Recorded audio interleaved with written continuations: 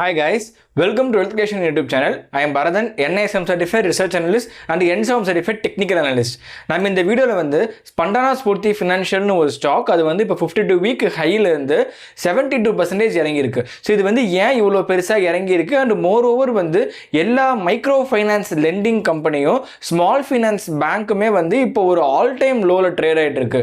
For instance Utkarsh small finance bank, Jana small finance bank, Equitas small finance bank and credit access Grameen. So நிறைய stocks, plenty of stocks வந்து இந்த micro finance and small finance ஸ்பேஸ்க்குள்ள cover ஆகக்கூடிய stocks எல்லாமே வந்து 52 week லோவில் இருக்கு. அதுக்கான மெயின் காரணம் என்னன்றதை பார்க்க போகிறோம். ஸோ இந்த வீடியோ ஸ்கிப் பண்ணாமல் பாருங்க. ஈச் அண்ட் எவ்ரி பாயிண்ட் ரொம்ப so let's get into the video guys.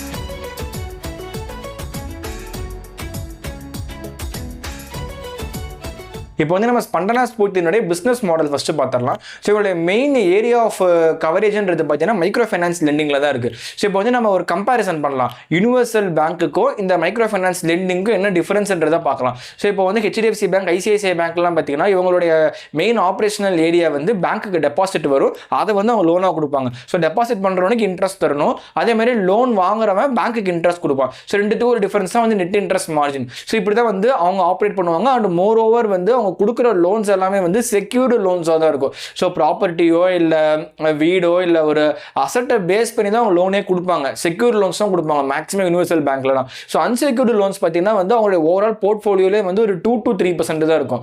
இப்போ வந்து நம்ம ஸ்பண்டனா ஸ்பூர்த்தினுடைய பிஸ்னஸ் மாடல் பார்த்தீங்கன்னா இந்த micro finance lending. So micro finance லெண்டிங்ன்றது நம்ம தமிழில் எல்லாருக்கும் புரியுற மாதிரி சொல்லணும்னா கந்து வட்டி நம்ம எல்லாருமே கேள்விப்பட்டிருப்போம். ஸோ இந்த இடத்துல வந்து எந்த விதமான செக்யூரிட்டியுமே இருக்காது. ஸோ ஃபுல் அண்ட் ஃபுல் வந்து இவங்க அன்செக்யூர்ட் லோன்ஸ் தான் கொடுப்பாங்க. And unsecured loans at higher இன்ட்ரெஸ்ட்டில் கொடுப்பாங்க. ஸோ இப்போ நீங்கள் வந்து HDFC பேங்க்கில் பார்த்தீங்கன்னா மேக்ஸிமம் இன்ட்ரெஸ்ட் என்ன ஒரு 12-13 இருக்கலாம். ஸோ அதுக்கு பியாண்டு போகாது. பட் இங்கே அன்செக்யூர்ட் லோன்ஸ் பார்த்தீங்கன்னா இங்கே லிமிட்டே கிடையாது. ஸோ இங்கே வந்து அவங்க எவ்வளோ வேணால் இன்ட்ரெஸ்ட் சார்ஜ் பண்ணலாம், எந்த விதமான செக்யூரிட்டியுமே இல்லாமல் ப்ரொவைட் பண்ணுவாங்க. இப்போ இதில் வந்து எங்கே வந்து மெயின் ஸ்ட்ரெஸ் வந்து அவங்களுக்கு எங்கே வருதுன்னா, இப்போ நிறையா ஸ்மால் ஃபைனான்ஸ் பேங்க்லாம் பார்த்தீங்கன்னா இவங்க எல்லாமே வந்து நிறைய லோன்ஸ் ப்ரொவைட் பண்ணிட்டாங்க. இப்போ ரீசெண்ட் ஒரு 1 year 1.5 years பார்த்தீங்கன்னா ஸோ அவங்களுடைய ஓவரால் லோன் சைஸே பார்த்தீங்கன்னா ரொம்ப அதிகமாக இருக்கு.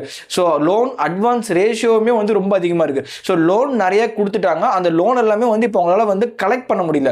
ஸோ ரிசீவபிள்ஸ் வந்து ரொம்ப கம்மியாயிருச்சு.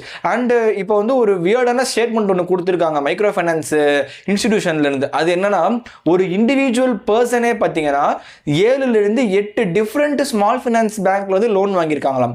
இந்த மாதிரிலாம் வந்து நீங்கள் யூனிவர்சல் பேங்க்ல பண்ண முடியாது. அவங்க வந்து சிபில் ஸ்கோர் பார்ப்பாங்க அண்ட் உங்களுக்குன்னு ஒரு போர்ட்ஃபோலியோ இருக்கும் இண்டிவிஜுவல் பர்சனுக்குமே. ஸோ அதை வெரிஃபை பண்ணி தான் லோனே வந்து சாங்ஷன் பண்ணுவாங்க. ஸோ இது எதுவுமே இல்லாததுனால இப்போ எனக்கே வந்து ஜனா ஸ்மால் ஃபைனான்ஸ் பேங்க்ல ஒரு லோன் இருக்குன்னா நான் வந்து உத்கர்ஷ்லி போய் நான் லோன் வாங்கலாம். ஸோ இந்த மாதிரி வந்து இண்டிவிஜுவல் பர்சன்ஸே வந்து 7 to 8 பேங்க்ல லோன் வாங்கியிருக்காங்க. ஸோ இதெல்லாமே வந்து அந்த ஸ்கோப்பை வந்து ரொம்ப அவங்க லெவரேஜ் கொடுத்ததுனால ஓவரால் வந்து அந்த ஸ்மால் ஃபைனான்ஸ் பேங்கிங் இண்டஸ்ட்ரியினுடைய ப்ரொவிஷன் ரொம்ப இன்க்ரீஸ் ஆயிடுச்சு.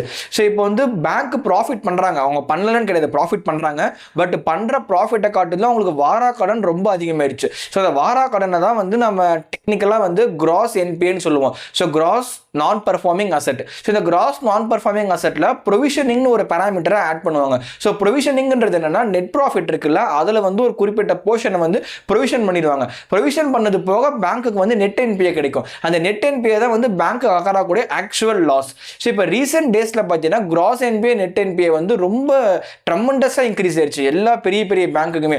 ஈவன் பந்தன் பேங்க் பார்த்தீங்கன்னா வந்து அவங்களுடைய 50% கவரேஜ் வந்து மைக்ரோ ஃபைனான்ஸ் லெண்டிங்கில் தான் இருக்குது. ஸோ அதனால தான் வந்து அவங்களும் ரீசெண்ட் டேஸில் ஒரு ஆல் டைம் லோவில் ட்ரேட் ஆகிட்டு இருக்காங்க. ஸோ இதுதான் வந்து ஒரு மெயின் ரீசன். இப்போ ஸ்பண்டனா ஸ்பூர்த்தியில் உள்ள இஷ்யூஸ் என்னன்றதை நம்ம பார்ப்போம்.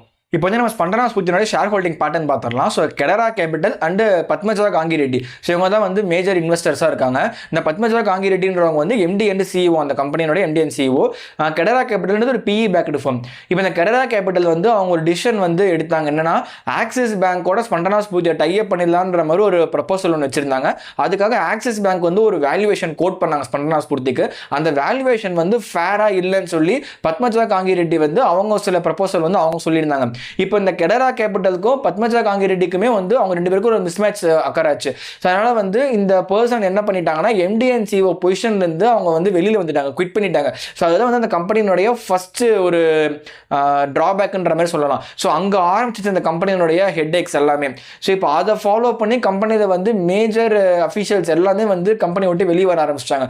ஸோ இப்போ கரண்டாக பார்த்தீங்கன்னா அந்த கம்பெனியோட அட்ரிஷன் ரேட் ரொம்ப அதிகமாக இருக்குது. அண்ட் நிறையா பிரான்ச்சஸில் அவங்களுக்கு வந்து போதுமான அளவுக்கு எம்ப்ளாயிஸே கிடையாது. கிடையாது. அண்ட் இப்போ கரண்டாக பார்த்தீங்கன்னா 67% ஆஃப் த எம்ப்ளாயிஸ் அந்த லோன் ஆஃபர் பண்ணக்கூடிய எம்ப்ளாயிஸ்க்கு பார்த்தீங்கன்னா லெஸ் தேன் 1 இயர் எக்ஸ்பீரியன்ஸ் தான் இருக்குது இந்த இண்டஸ்ட்ரியிலேயே. ஸோ உங்களுக்கு அந்த இண்டஸ்ட்ரி பற்றின எக்ஸ்போஷரே இல்லை. அந்த மாதிரி பர்சன்ஸ் தான் இப்போ அந்த கம்பெனியில் ஒர்க் பண்ணிட்டு இருக்காங்க. ஸோ இப்போ top management plus bottom level management எல்லாமே வந்து இப்போ ஷேட்டர் ஆயிடுச்சு இப்போ இந்த கம்பெனியில். ஸோ இதுதான் வந்து இன்வெஸ்டர்ஸ் மத்தியில் ஒரு பெரிய கான்ஃபிடன்ஸ் அவங்க லூஸ் பண்ணிட்டாங்க. ஸ்டாக் ப்ரைஸ் கண்டினியூஸாக ஃபாலோ ஆகிட்டு இருக்கு.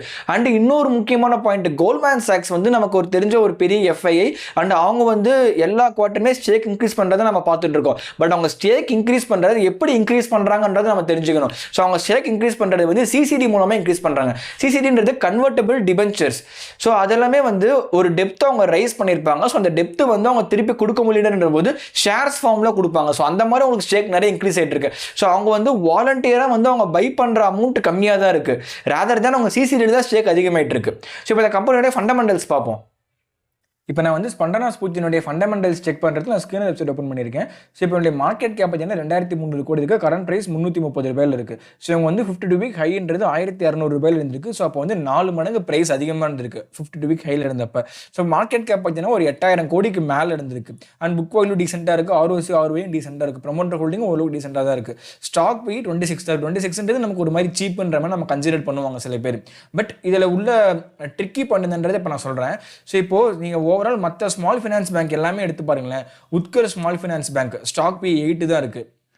ஜனா ஸ்மால் ஃபினான்ஸ் பேங்க் ஸோ அவங்களுடைய ஸ்டாக் பி வந்து 5.4 தான் இருக்குது.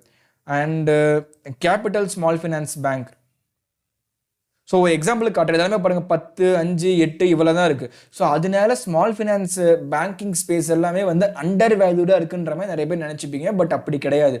இவங்களுடைய பிஸ்னஸே வந்து சைக்ளிக்கல் நேச்சரில் தான் இருக்கும்.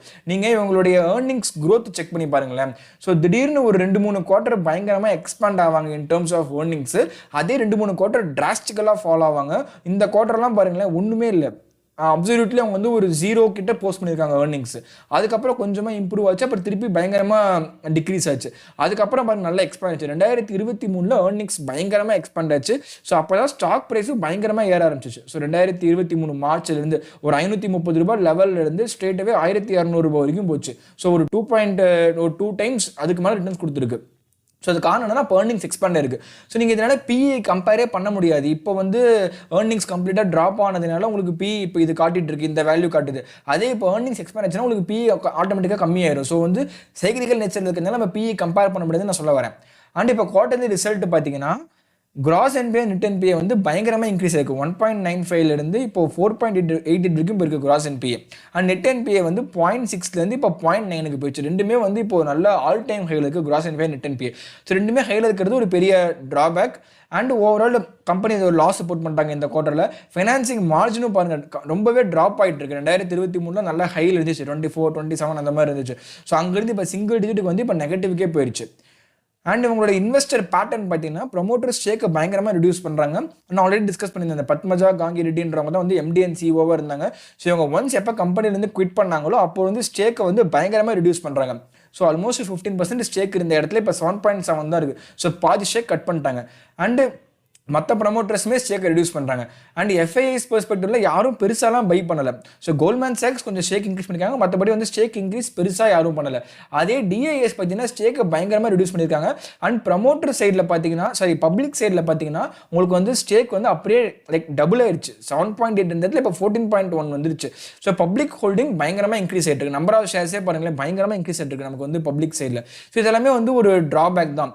அண்ட் ஓவரால் இப்போ கம்பெனியினுடைய Q2 ஏர்னிங்ஸ்னுடைய ஹைலைட்ஸ் மட்டும் செக் பண்ணுவோம். ஸோ இப்போ Q2 ஏர்னிங்ஸ் பார்த்தீங்கன்னா டிஸ்பர்ஸ்மெண்ட் வந்து பயங்கரமாக டிக்ளைன் ஆகுது. ஸோ டிஸ்பர்ஸ்மெண்ட்ன்றது ஓவரால் லோனில் அவங்க எவ்வளோ வந்து லோன் அட்வான்ஸ் அவங்க இன்க்ரீஸ் பண்ணுறாங்கன்றது தான். ஸோ அதுவும் டிக்ரீஸ் ஆயிடுச்சு. அண்ட் அசட் அண்டர் மேனேஜ்மெண்ட் ஒரு ஃபினான்ஷியல் கம்பெனிக்கு அசட் அண்டர் மேனேஜ்மெண்ட் தான் ரொம்ப ரொம்ப ஒரு கீ பேராமீட்டர். ஸோ அது பார்த்தீங்கன்னா வந்து பயங்கரமாக டிக்ரீஸ் ஆயிருக்கு. 10% டிக்ரீஸ் ஆயிருக்கு sequentially. And net interest income வந்து 9% இன்க்ரீஸ் ஆயிருக்கு year on year. But quarter 20% decrease ஆயிருக்கு. இப்போ நெட் இன்ட்ரெஸ்ட் இன்கம் பார்த்தீங்கன்னா அவங்க போஸ்ட் பண்ணது 341 crores.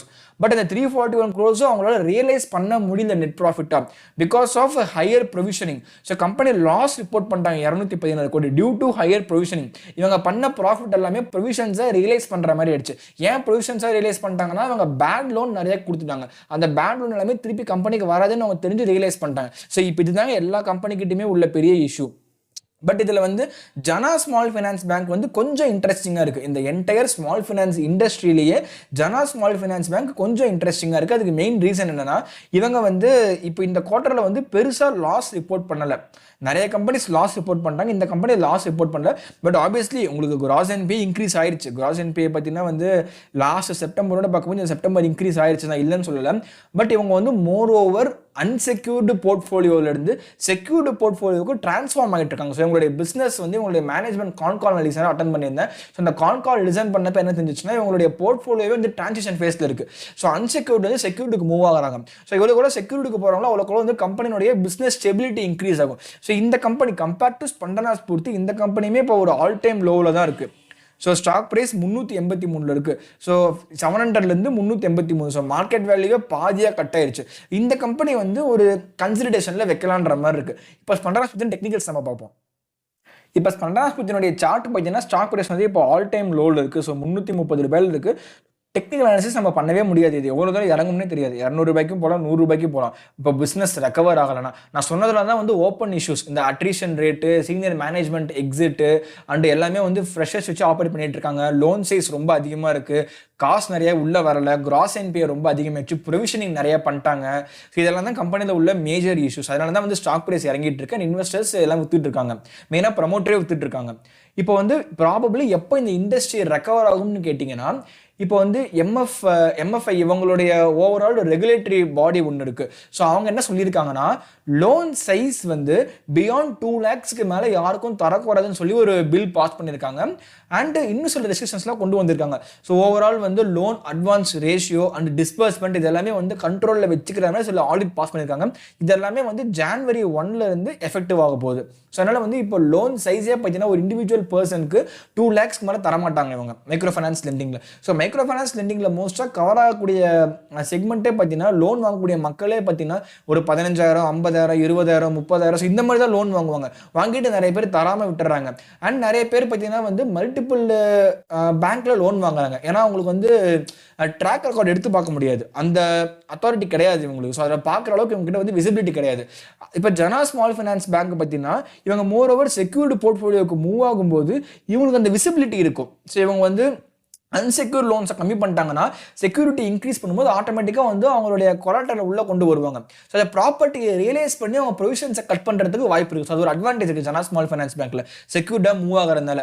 அண்ட் இன்னொரு மெஷர் என்ன கொண்டு வந்திருக்காங்கன்னா, ஒரு லோன் இஷ்யூ பண்ணும்போதுமே வந்து PAN card verification and KYC verification compulsory பண்ணணும்னு சொல்லி இப்போ Jan 1 பண்ண போகிறாங்க. இப்போ எல்லா small finance micro finance lending institutions எல்லாமே. ஸோ அப்போ யோசிச்சு பாருங்களேன், ஒரு கேஒய்சி கூட இல்லாம தான் வந்து மைக்ரோ ஃபைனான்ஸ் லெண்டிங் அக்கறாயிட்டு இருக்கு. ஒரு பேன் கார்டு கூட வாங்கி வைக்காம, ஒரு ஆதார் கார்டு எந்த விதமான டீட்டெயில்ஸுமே கலெக்ட் பண்ணாம தான் இவங்களால லோன் கொடுத்துட்டு இருக்காங்க. ஸோ அதனால தான் வந்து லோன் வாங்குறோம் நிறைய பேர் காசை ரீபே பண்ணாம விட்டுருக்காங்க.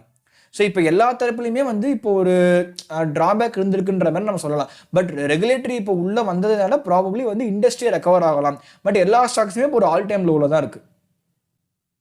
ஸோ இப்போ வந்து ஃபைனல் டேக்அவே இந்த ஸ்டாக் வந்து நம்ம வாங்கலாமா வேணாமா, 74% இறங்கி இருக்குது. இப்போ இந்த லெவலில் வாங்கணும்னா நமக்கு வந்து ஒரு நல்ல மல்டிபேக்கராக அமையுமான்னு நீங்கள் கேட்டிங்கன்னா, ஸோ இப்போ வந்து நான் ஸ்ட்ரெயிட்டாகவே இதை வாங்க வேணான்றது நம்ம கன்க்ளூடே பண்ண முடியாது. ஏன்னா பிஸ்னஸ் வந்து மேனேஜ்மெண்ட்டும் வீக்காக இருக்குது, இண்டஸ்ட்ரி வீக்காக இருக்குது. ஸோ ப்ராபப்ளி நம்ம ஒரு 1 or 2 quarter அதனுடைய ரெக்கவரி எப்படி இருக்குன்றதை நம்ம பார்க்கணும். ஸோ மெயினாக பார்த்தீங்கன்னா வந்து இந்த ஹையர் ஃபீல்டு ஸ்டாஃப் அட்ரிஷன் வந்து 67% அந்த லெவலில் பார்த்தீங்கன்னா லோன் ஆஃபீஸர்ஸ்க்கு 1 year எக்ஸ்பீரியன்ஸ் தான் இருக்குன்றாங்க.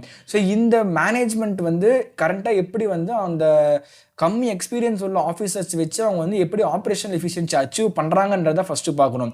அண்ட் செகண்ட் பாயிண்ட் வந்து இவங்களுடைய cross NBA and net NBA வந்து டிக்ரீஸ் ஆகணும். ஸோ அதை பார்க்கணும். அண்ட் ப்ரொவிஷனிங் வந்து எந்த அளவுக்கு வந்து அவங்க ப்ராப்பராக மேனேஜ் பண்ணுறாங்கன்றதை பார்க்கணும். அண்ட் இப்போ ரீசெண்டாக வந்து இவங்க எம்எஃப்ஐ சைடில் வந்து அவங்க போட்ட ரெகுலேஷன்ஸ்லாம் பேஸ் பண்ணி இப்போ வரப்போகிற குவார்ட்டரில் எப்படி அதெல்லாம் ப்ளே அவுட் ஆகுதுன்றதெல்லாம் பார்த்து நம்ம கொஞ்சம் ஸ்லோவாக தான் டிசைட் பண்ணணும்.